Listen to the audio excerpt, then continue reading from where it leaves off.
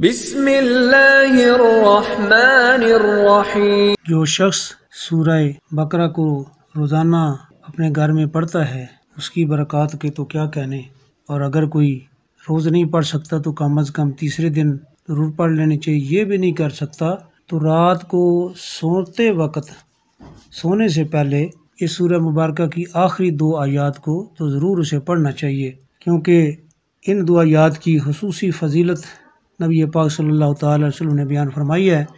حضرت حذیفہ بن یمان رضی اللہ تعالیٰ عنہ روایت فرماتے ہیں کہ نبی پاک صلی اللہ تعالی علیہ وسلم نے فرمایا، اوتیت ہؤلاء الآیات من آخر سورۃ البقرہ من کنز تحت العرش لم یؤت مثلہ احد قبلی ولا احد بعدی۔ فرمایا مجھے سورہ بقرہ کی یہ آخری آیات جو ہیں یہ عرش کے نیچے جو خزانہ ہے اس خزانے میں سے عطا فرمائی گئی ہیں۔ ان جیسی آیات نہ پہلے کسی کو اللہ نے عطا فرمائی اور نہ بعد میں کسی کو ملے گی۔ السنن الکبریٰ للنسائی۔ نمبر 2، سیدنا عبداللہ بن مسعود رضی اللہ تعالیٰ عنہ بیان فرماتے ہیں کہ جب رسول اللہ صلی اللہ تعالیٰ علیہ وسلم کو اللہ تعالیٰ نے معراج کرائی تو 3 چیزیں حضور کو عطا فرمائی گئی۔ نمبر 1، 5 نمازیں، نمبر 2، سورہ بقرہ کی آخری آیات، اور نمبر 3، شرک کے علاوہ آپ کی امت کے لیے تمام گناہوں کی معافی۔ صحیح مسلم۔ نمبر 3 پہ حدیث مبارکہ ہے، حضرت نعمان بن بشیر رضی اللہ تعالیٰ عنہ روایت فرماتے ہیں کہ رسول اللہ صلی اللہ تعالیٰ علیہ وسلم نے فرمایا، ان اللہ کتب کتابا قبل ان یخلق السماوات والارض بألفی عام انزل منہ آیتین ختم بہما سورۃ البقر ولا یقول فی دار 3 لیال فیقربها شیطان۔ ترمذی شریف حدیث مبارکہ موجود ہے۔ نبی پاک صلی اللہ تعالی علیہ وسلم نے فرمایا، اللہ تعالی نے زمین و آسمان پیدا کرنے سے 2000 سال پہلے ایک کتاب لکھی، اس کتاب کی 2 آیتیں نازل کی اور انہی دونوں آیتوں پر سورۃ البقرہ کو ختم فرمایا۔ جس گھر میں یہ دونوں آیتیں مسلسل لگاتار 3 راتیں پڑھی جائیں گی، ممکن نہیں ہے کہ شیطان اس گھر کے قریب بھی آ سکے۔ ابو الاسود کہتے ہیں کہ میں نے حضرت معاذ بن جبل رضی اللہ تعالیٰ عنہ سے عرض کیا کہ آپ مجھے وہ قصہ بیان فرمائیں جب آپ نے شیطان کو پکڑ لیا تھا، تو آپ نے بتایا مجھے رسول اللہ صلی اللہ تعالی علیہ وسلم نے مسلمانوں کے صدقہ کی حفاظت پر متعین فرمایا، کھجوریں کمرے میں پڑی تھیں، مجھے محسوس ہوا کہ وہ کم ہو رہی ہیں، تو میں نے رسول اللہ صلی اللہ تعالی علیہ وسلم کو اس بات سے آگاہ کیا، تو آپ صلی اللہ تعالی علیہ وسلم فرمایا یہ کھجوریں شیطان لے جاتا ہے۔ ایک دن میں کمرے میں داخل ہوا، دروازہ بند کر دیا، اندھیرا اس قدر شدید تھا کہ اس نے دروازے کو ڈھانپ رکھا تھا۔ شیطان نے ایک صورت اختیار کی، پھر دوسری صورت اختیار کی، وہ دروازے کے شگاف میں سے سوراخ میں سے اندر گھس آیا، میں نے بھی لنگوٹا کس لیا، اس نے کھجوریں کھانا شروع کر دی، اکٹھی کرنا شروع کر دی، میں نے جھپٹ کر اسے دبوچ لیا، پکڑ لیا، تو میں نے کہا اے اللہ کے دشمن تو کیا کر رہا ہے؟ اس نے کہا مجھے جانے دو، میں بوڑھا ہوں، کثیر الاولاد ہوں، میرا تعلق نصیبین، ایک بستی ہے اس کا نام لے کر کہا کہ میں نصیبین کے جنوں میں سے ہوں۔ تمہارے صاحب حضرت محمد صلی اللہ تعالی علیہ وسلم کی بعثت سے پہلے ہم بھی اس بستی کے باسی تھے، جب آپ صلی اللہ تعالی علیہ وسلم مبعوث ہوئے، آپ نے اعلان نبوت فرمایا تو ہمیں یہاں سے نکال دیا گیا، پھر کہا خدا را مجھے چھوڑ دیں، میں دوبارہ کبھی نہیں آؤں گا، میں نے اسے چھوڑ دیا۔ جبریل علیہ السلام نے آ کر سارا معاملہ حضور صلی اللہ تعالی علیہ وسلم کو بتا دیا۔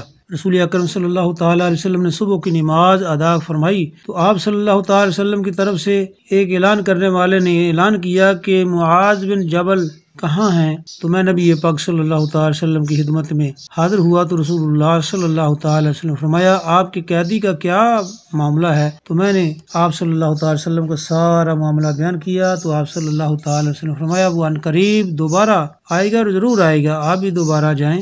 میں نے کمرے میں داخل ہو کر دروازہ بند کیا، شیطان آیا، دروازے کے سوراخ میں سے اندر گھسا اور کھجوریں کھانا شروع کر دی، میں نے اس کے ساتھ وہی پہلے والا معاملہ کیا۔ میں نے کہا اللہ کے دشمن تو نے آئندہ کبھی نہ آنے کا وعدہ کیا، تو اس نے کہا میں آئندہ کبھی نہیں آؤں گا۔